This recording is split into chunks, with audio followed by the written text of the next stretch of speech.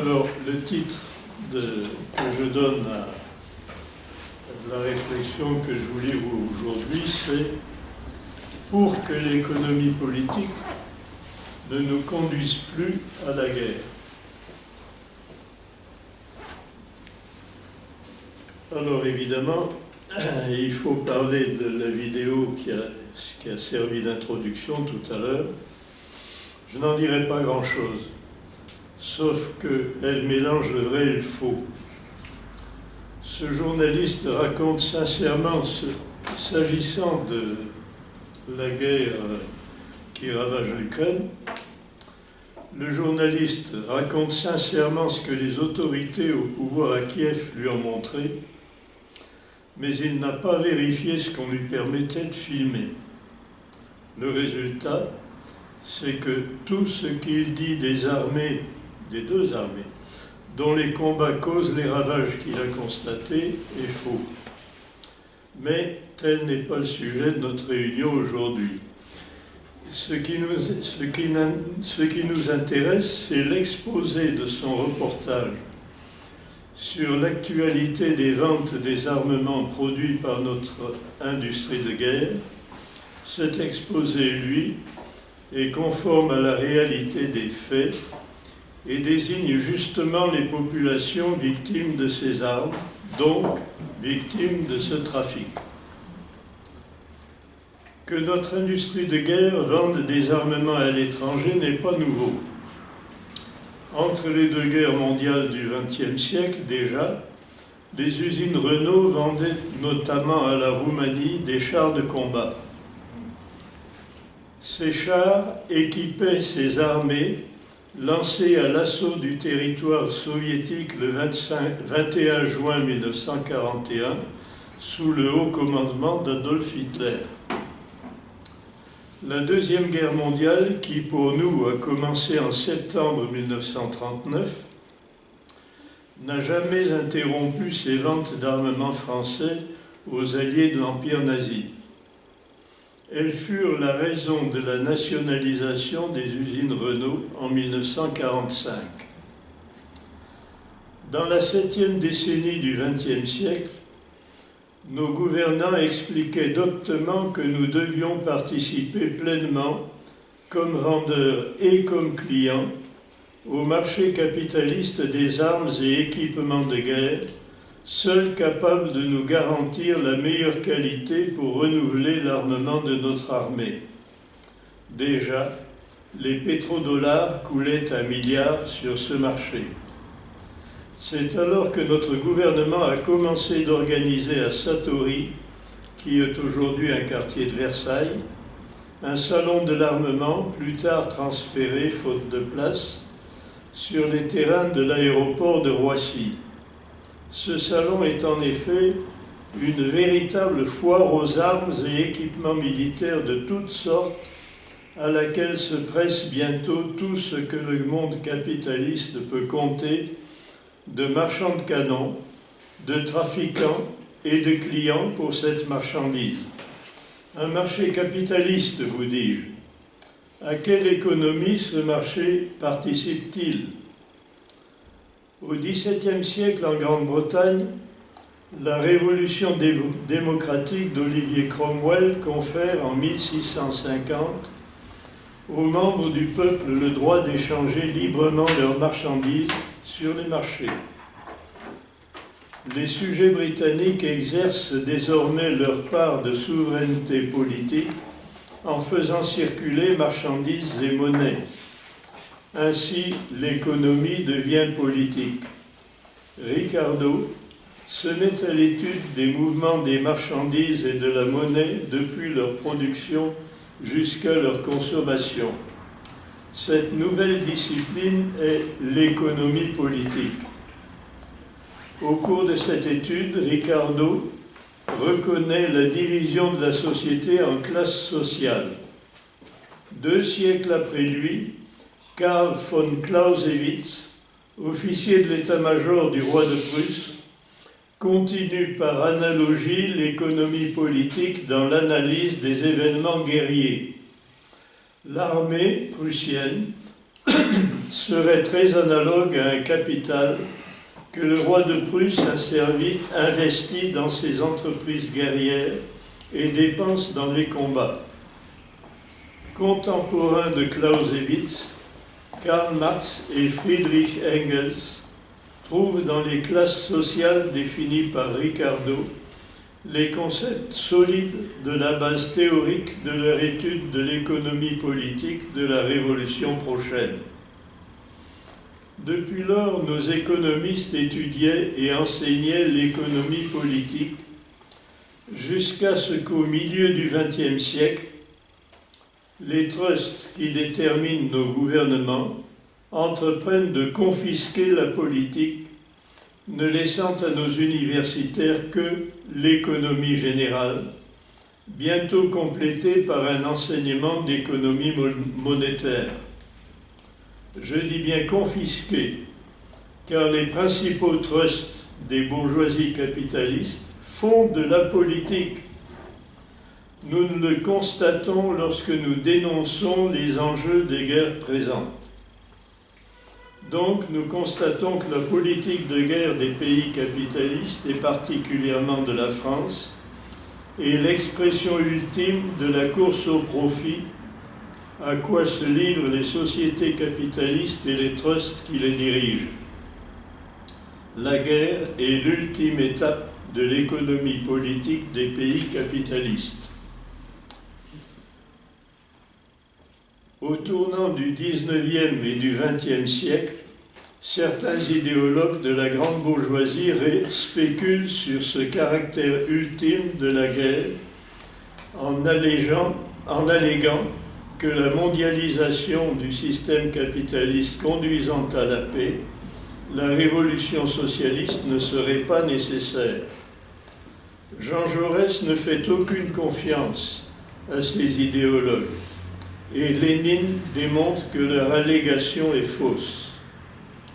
En vérité, dès le premier quart du XXe siècle, les classes travailleuses des pays d'Europe, rappelons que l'Europe est un continent qui s'étend de l'océan à l'Arctique, à la Méditerranée, à la mer Noire et au Caucase, et de la mer Caspienne à l'Oural et à l'océan Atlantique.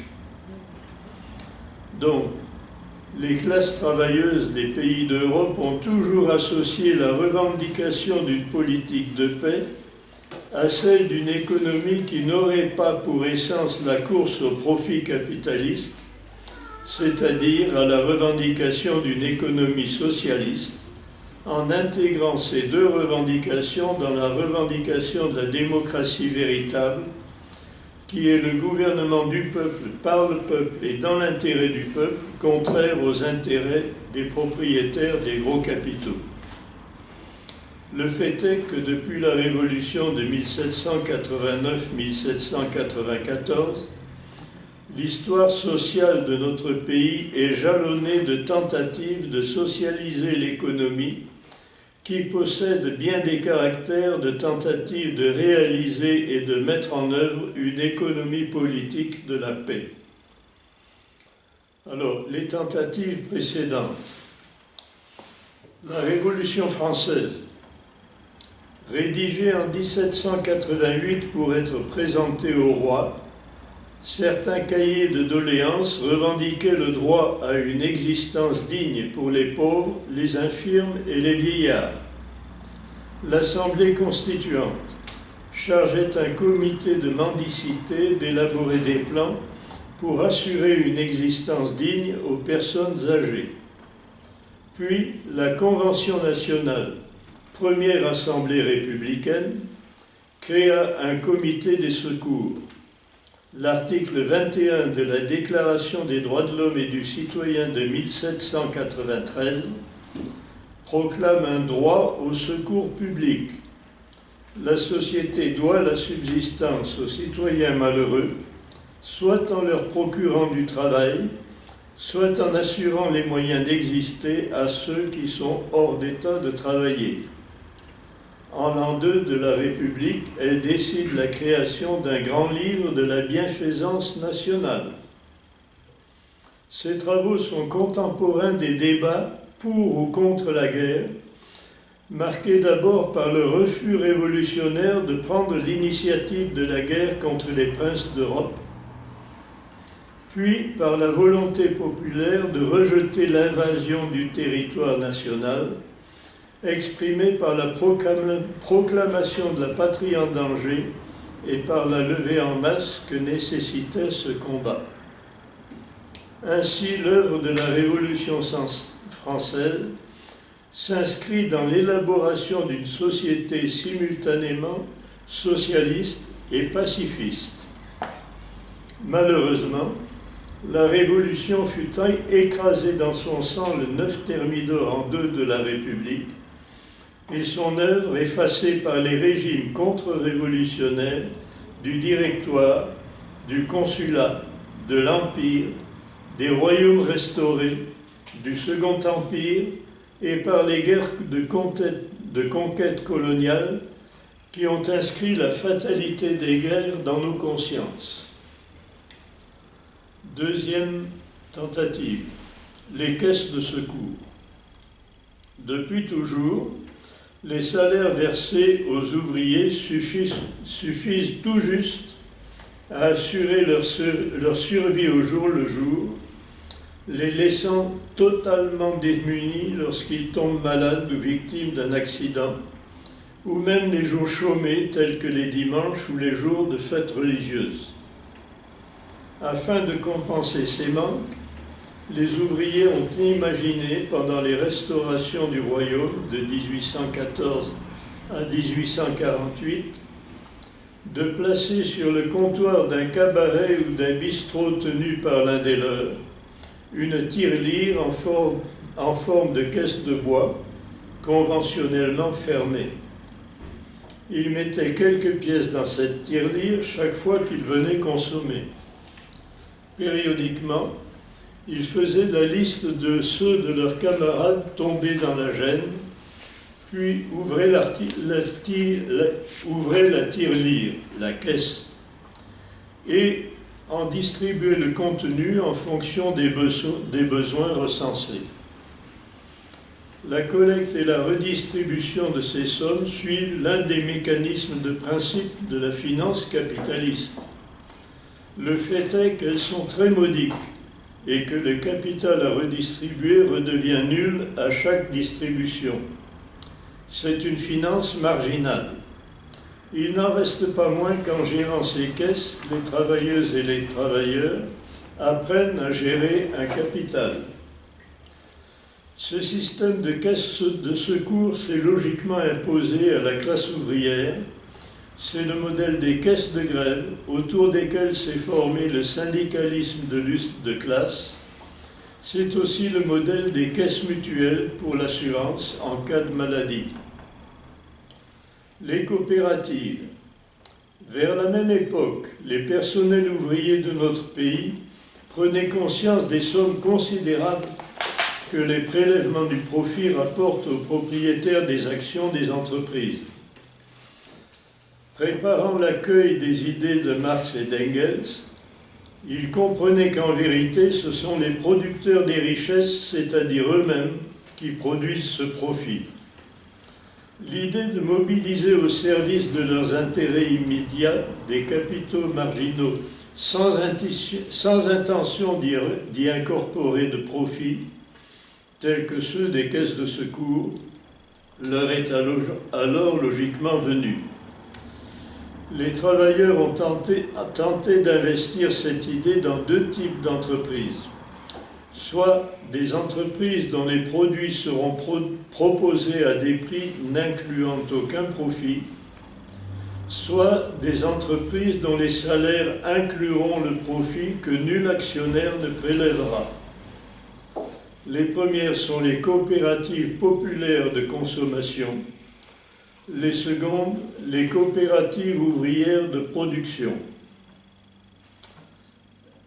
Troisième type de tentative, le socialisme, la gestion ouvrière des processus du travail.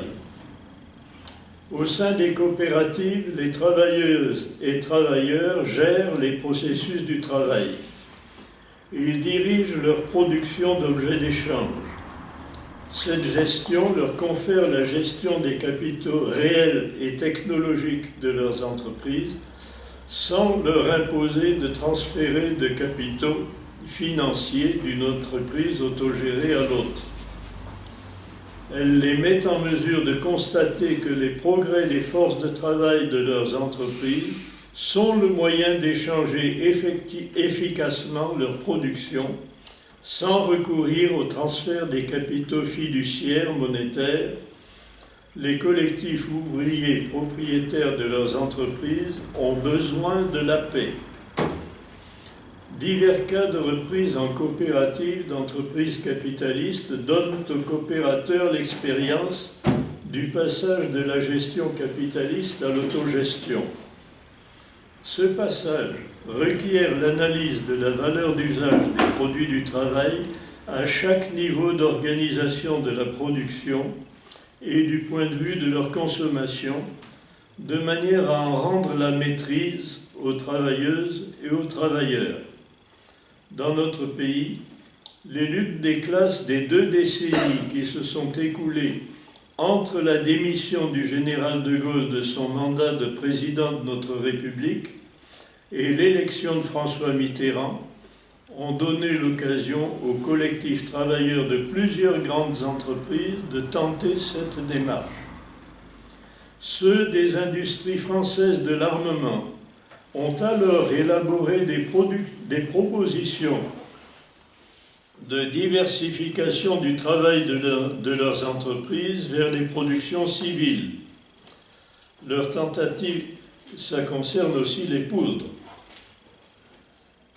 Leurs tentatives ont connu un certain succès, imposant à leur direction de renouveler leur production, sans les civiliser toutefois, plutôt que de vendre leurs capitaux. Dans l'industrie automobile, ceux de la régie Renault ont élaboré un projet de voiture populaire qui démontrait que l'orientation vers les voitures de luxe et de grand luxe imposée par la direction n'avait rien de fatal. Curieusement, la société italienne Fiat a mis en vente peu après une voiture populaire qui ressemblait trait pour trait au projet des travailleurs de chez Renault. En vérité, la revendication ouvrière de prendre le contrôle des processus du travail et de les gérer eux-mêmes n'a rien d'utopique.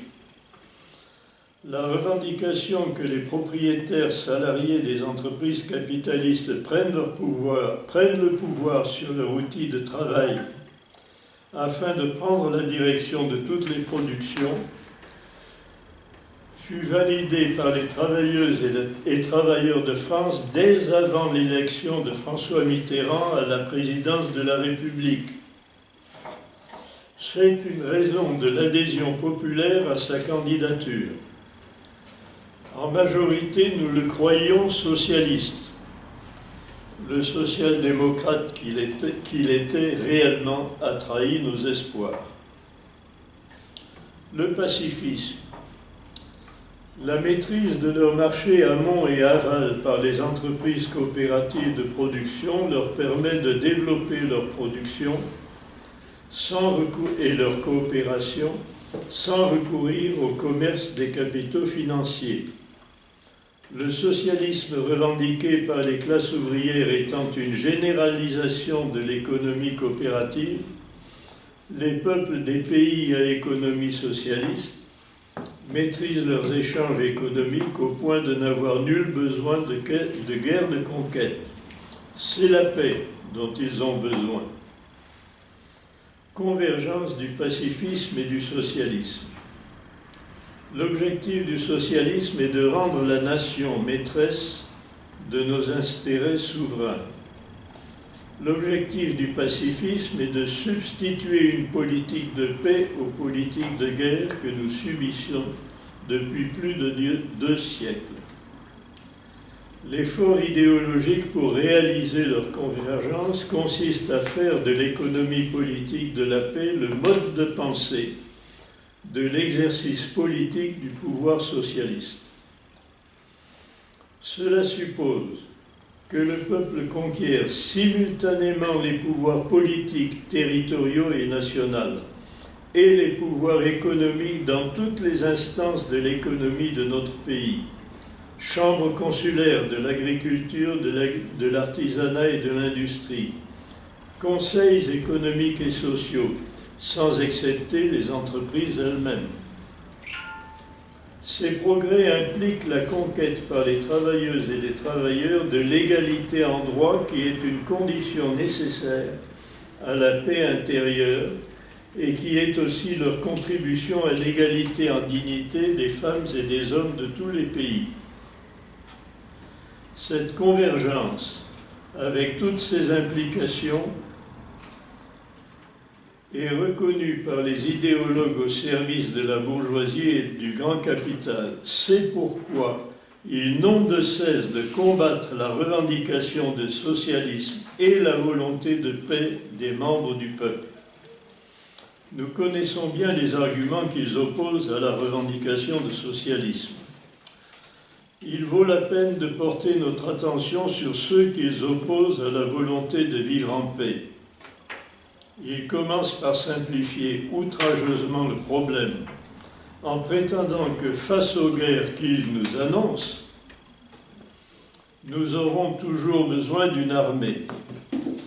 Il faudra comprendre comment ils font l'économie de l'analyse des menaces de guerre et de leur signification économique. En attendant, il faut bien voir que les forces politiques de guerre ne sont pas prêtes à désarmer.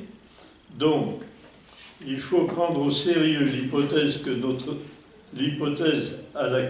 selon laquelle notre nation, rendue pacifiste par notre action politique, devrait affronter un agresseur. La question est donc, comment une France pacifiste peut-elle combattre et repousser une guerre d'agression ? Doit-elle entretenir en permanence une armée équivalente à celle qui la menace ? Jean Jaurès a fait une analyse complète de ce problème dans son ouvrage « L'armée nouvelle », dans le cadre d'un projet de loi d'organisation de la France socialiste à partir du postulat que la nation ne sera jamais aussi bien défendue que par elle-même. Son analyse constitue l'exposé des motifs d'une proposition de loi déposée sur le bureau de la Chambre des députés, puis publiée en 1910 sous le titre « L'armée nouvelle ». Il propose en fait d'armer la nation elle-même, ce qui conduit à proposer pour la France une armée très différente des armées permanentes de son époque et même des armées actuelles. Sa proposition vaut encore aujourd'hui. Ce serait en effet une illusion criminelle que de croire que nulle agression armée ne menace une nation pacifiste. Au contraire, toute l'histoire des sociétés d'inégalité nous enseigne que les rapports de force armée jalonnent les contradictions entre puissances et que toute souveraineté dont les armes sont plus faibles ou moins bien servies est condamnée à être conquise par une souveraineté plus forte militairement. Comme au temps de Jean Jaurès, notre nation n'a pas de meilleure défense qu'elle-même. Elle doit seulement mettre en œuvre tous les moyens économiques, politiques et guerriers dont elle dispose ou peut disposer, d'abord face aux menaces dont elle est l'objet, ensuite face aux agressions éventuellement armées que portent ces menaces. Et donc, l'armée de la France pacifiste sera très différente de celle d'aujourd'hui qui est entièrement faite d'unités projetables, ce qui nous impose de maintenir en permanence des moyens de transport, les uns maritimes, les autres aériens, pour assurer la projection de ces unités vers des théâtres d'opérations extérieurs au territoire national. Il est donc clair que l'armement et l'équipement de notre armée seront très différents dès lors qu'elle n'aura aucune mission à l'étranger. comment une nation pacifiste peut-elle se défendre?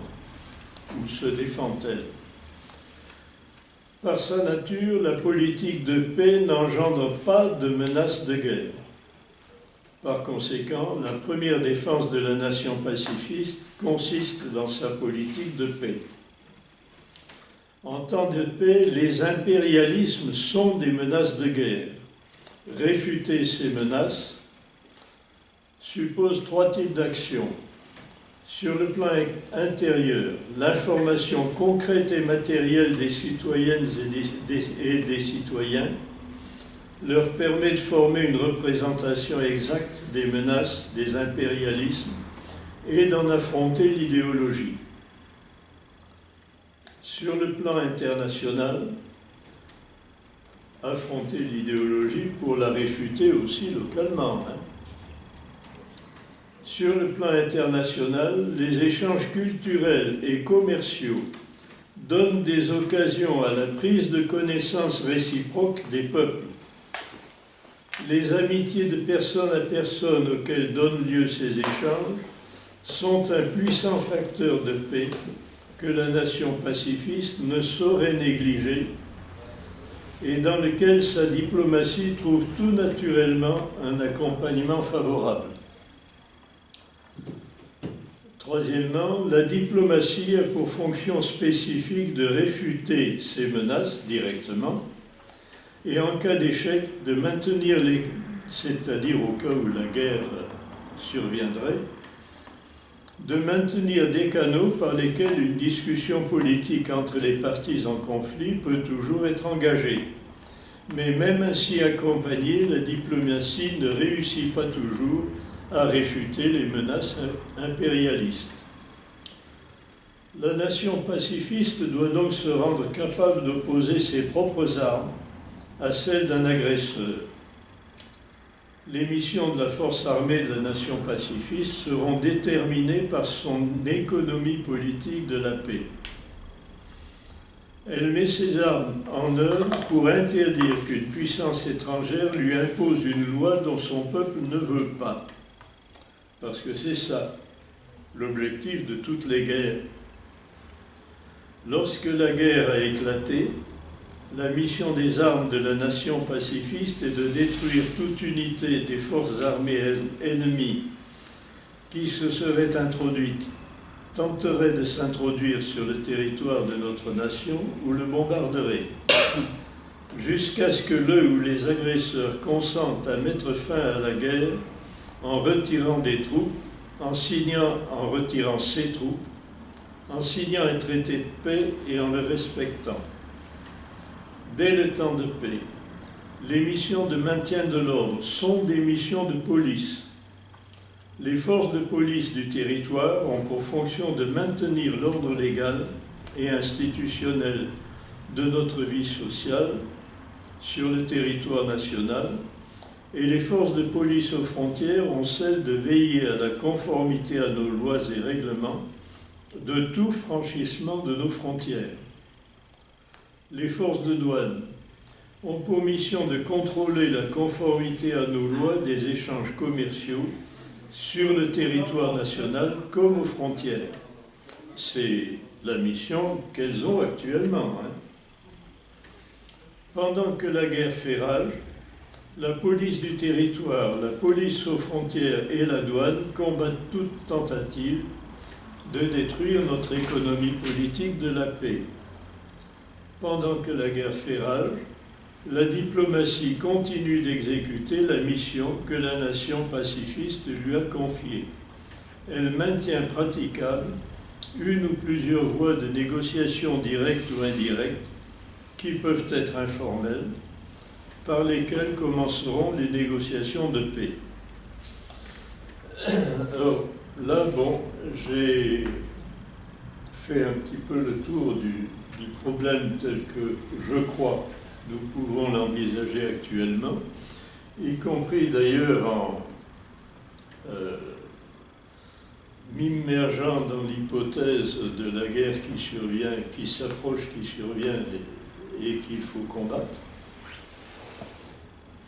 de manière à ce qu'on imagine bien l'affirmation que j'ai précédemment plusieurs fois avancée, que la nation pacifiste n'aura pas une armée identique aux armées actuelles. En aucun cas. Ça, c'est pas... L'armée actuelle, armée permanente, armée entretenue pour agir et ayant déjà toutes les structures de son action éventuelle future, rendue actuelle d'ailleurs par la politique des interventions extérieures qui est celle de nos gouvernements depuis la fin de la guerre d'Algérie d'ailleurs.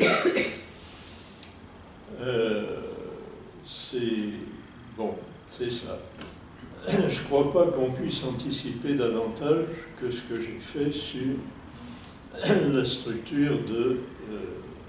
sauf à dire, comme l'a fait Jaurès d'ailleurs dans l'Armée nouvelle, que je convie tout le monde à lire parce que son raisonnement est toujours valable aujourd'hui.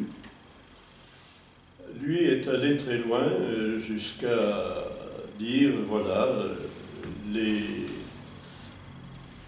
les unités militaires de réserve sont constituées, instruites en permanence par des